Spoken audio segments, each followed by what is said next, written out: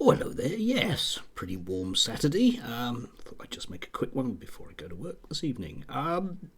Someone on Twitter pointed out to me a particular piece in the Daily Mail. The Daily Mail, love it.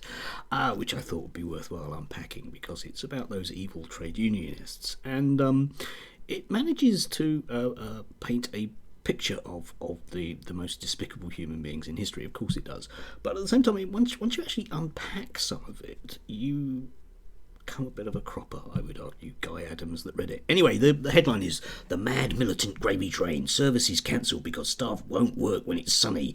Breaks at restart if a boss says hello." As they boast of bringing the network to a halt, Guy Adams revealed how trade unions are stuck in the steam age. Yes, aren't they just? Yes.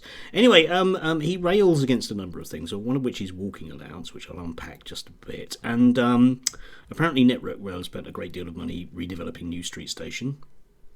Median salary of rail workers was £44,000. Yes. Median. We'll look at that as well. And then it goes on about strikes and how bad they are. First up, the idea of walking distance. One of the things that trade unions used to do very, very effectively was ensure that their workers had decent breaks and enough time to actually do the job. It's something that's been largely lost. I'm a teacher, and I can assure you the vast majority of teachers during their working day at school don't get a break at all. Full stop. It's probably going to be quite similar with nurses and probably lots of the other public sector workers, boo hiss public sector workers, that people rely on. Because most of those kind of things have disappeared. And if you go to the private sector, they're just non-existent. You're just expected to work for how many hours you work. There's no real concept of a break attached to it. He rails against this notion of walking distance. It's one of the things that trade unions do really well, is negotiating those things. Look, if it's going to take one of our members 10 minutes to get somewhere, they need 10 minutes to get somewhere. When you put it like that, it doesn't sound that bad. And think about it. I bet the majority of you are in jobs whereby you don't get that. You aren't allowed that time to travel because your boss doesn't care. Because when you're walking, you ain't being productive, you swine. The next one I really want to sort of unpack hugely is this median figure. Now, whenever newspapers, like I've noticed over the years, Daily Telegraph do it in particular, they will always go for a median figure, which they then call the average. It's not. Think about your statistics at school, okay? Mean, median, and mode, all right? Your mean is the average, okay? That gives you a nice, true figure about what's going on. Total number divided by how many there are, yeah? All that stuff, right? The median, however, is just a middle figure. So you arrive with this 44,000, and they say, oh, isn't it dreadful, because like it's less than care workers running on 17. Median figure, the middle one. But there are problems with that, which of course Guy doesn't actually want to point out.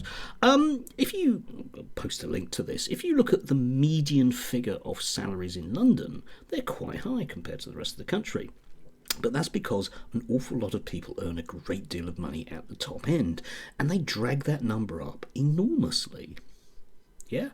If you take a median figure between Jeff Bezos and 25 other people, we're all billionaires, by definition. But that's not what the average is it? Not what the average is. Sorry, Guy. There will be a lot more of this stuff over the next few days, I'm sure, because the newspapers always see unions as an easy target, and there are those baying voices on the right of the Tory party that want to basically ban the right to strike in this country, and they will persuade you magically that because somebody is getting more money than you are, that they should be punished for it. I don't think that's necessarily the case because, oddly, we don't use that argument against the CEO of Barclays, do we? Anyway, just a few thoughts for Saturday. It's my local carnival day, but I'm not taking part because I no longer remember the Labour Party. There we go. Anyway, have a lovely rest of the day. As I say, I've got to work. I might well post something up tomorrow if something catches my eye. Enjoy. Do read the Daily Mail piece. It's disgusting that these workers have rights. Bastards.